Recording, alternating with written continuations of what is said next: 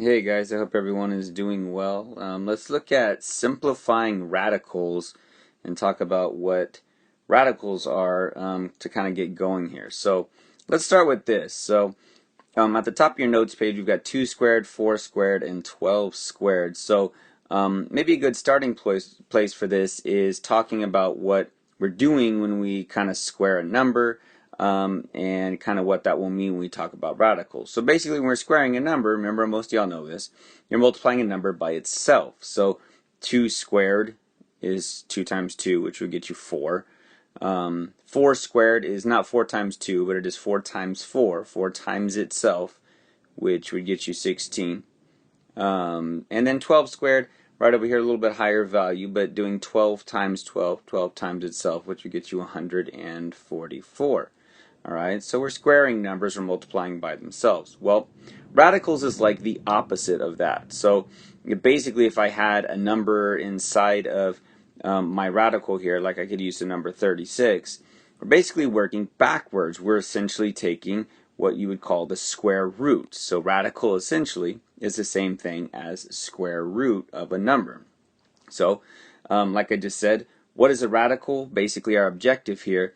The radical is the square root of a number. Make sure you write that down. That's what we're basically looking for. Sometimes it's real straightforward and easy, but other times we have to do a little bit of problem solving to kind of figure out what that is going to be, the square root of a value or the radical. Alright, so essentially that was that sign right over here that we had and taking the square of a number.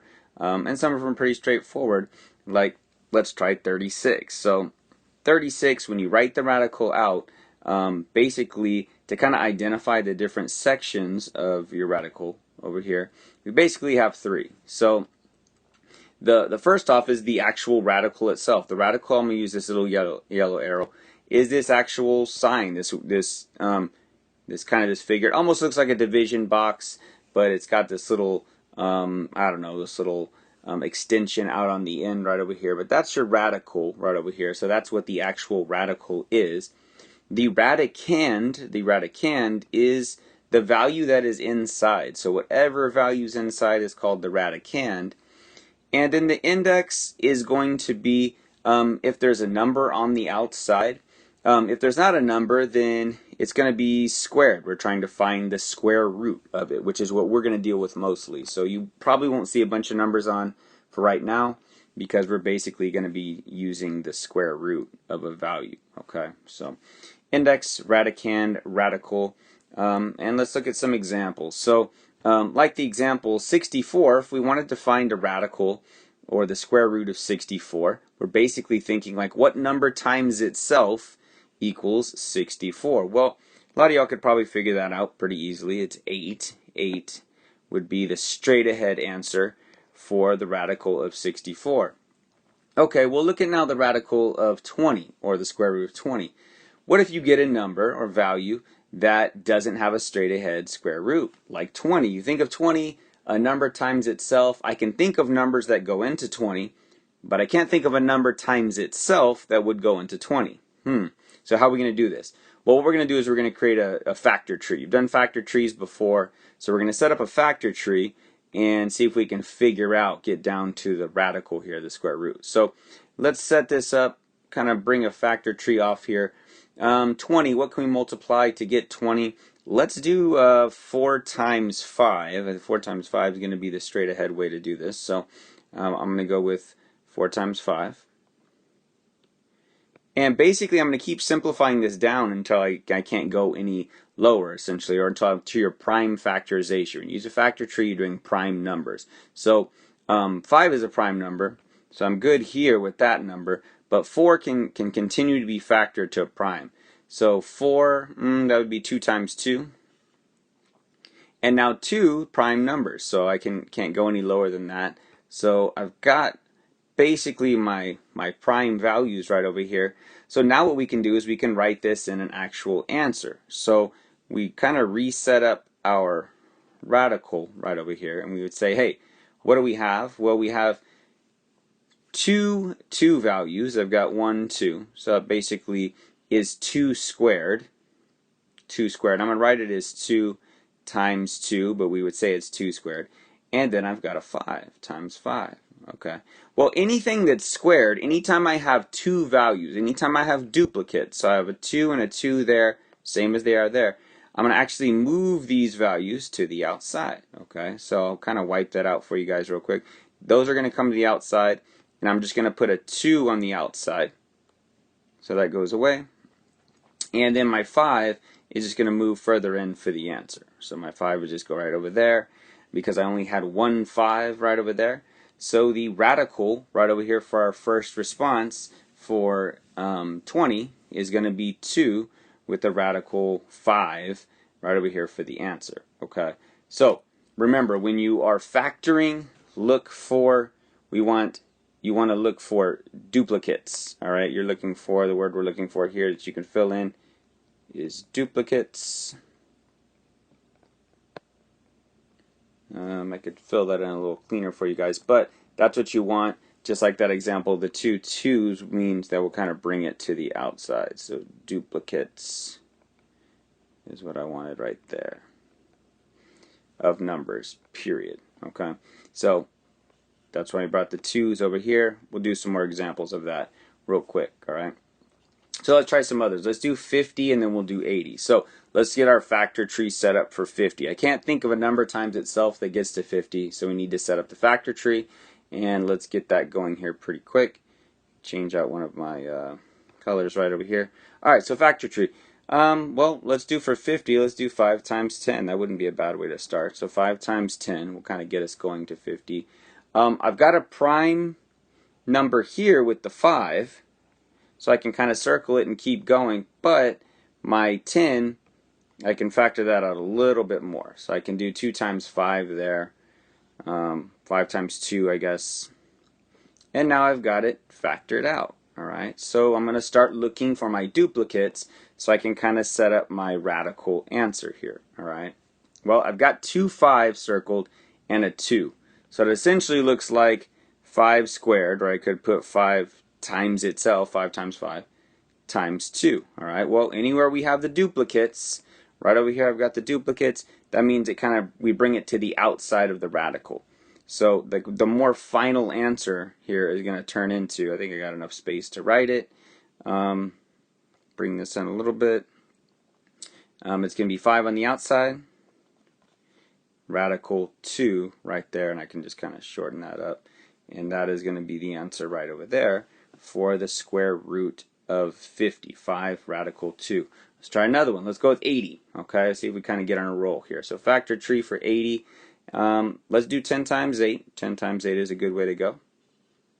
Could do a couple other different things. We could have used 20 in there, but I'm going to do 10 times 8. And we're going to continue to factor from here. Okay, so 10 we can continue to factor to 5 times 2. But that should get us down to our prime numbers, our prime values there. And then let's work on this 8. Alright, so 8 I've got, kind of bring it out this way. 4 times 2 would continue on 8, so I'll put a 2 times 4 would give me 8. This 1, 2 is prime, so I'm good there, but this 4, this one factors out a little bit more, and sometimes you'll get kind of a long one like this, is going to be 2 times 2 to factor it all the way out. Okay, now I got a lot of values circled. That's alright, that's cool, we can put this into an answer. Alright, so we set up our radical. Alright, I'll kind of set it off to the side over here.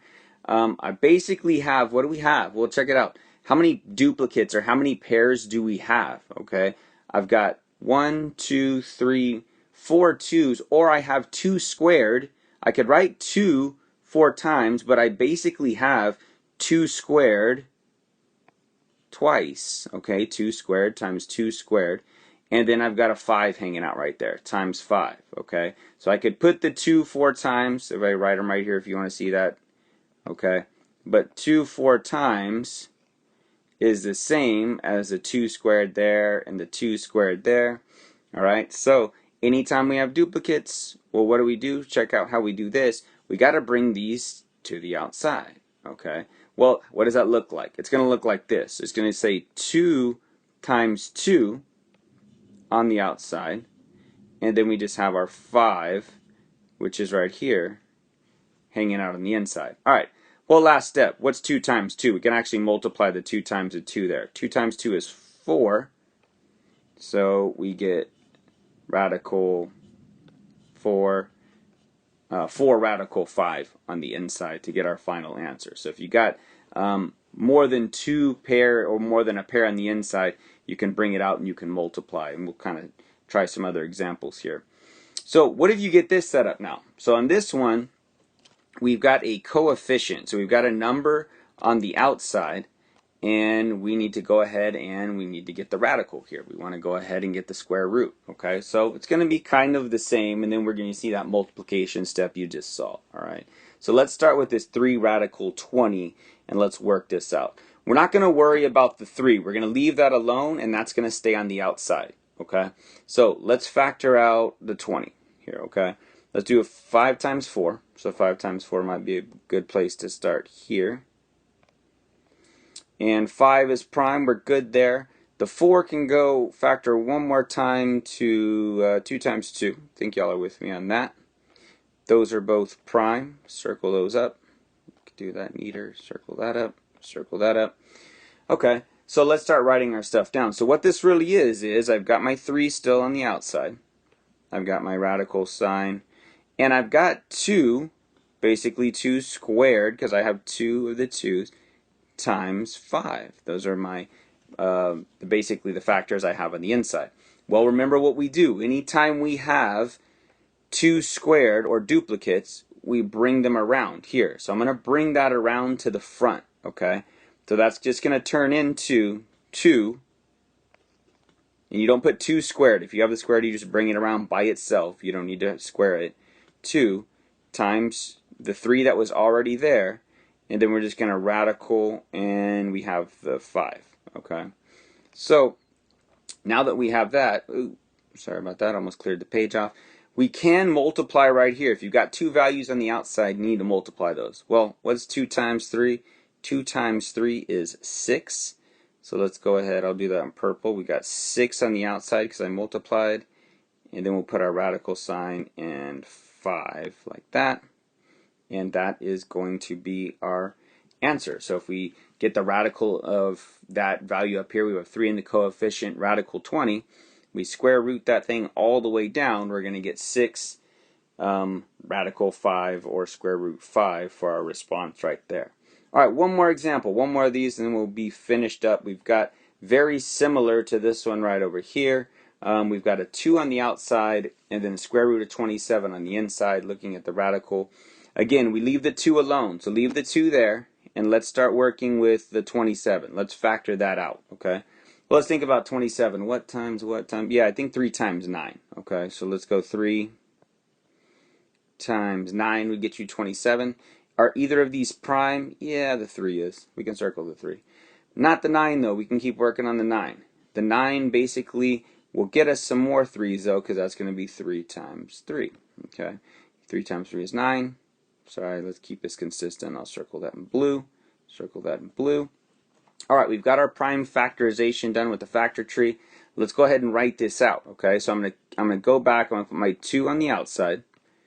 Got the radical sign going, and basically we have 3 3's. Okay, so this could be 3 times 3 times 3 if we want, or I could write it as which is also equal to 3 cubed, just like that. But remember, anytime we have duplicates where I have 2 of them are going to move.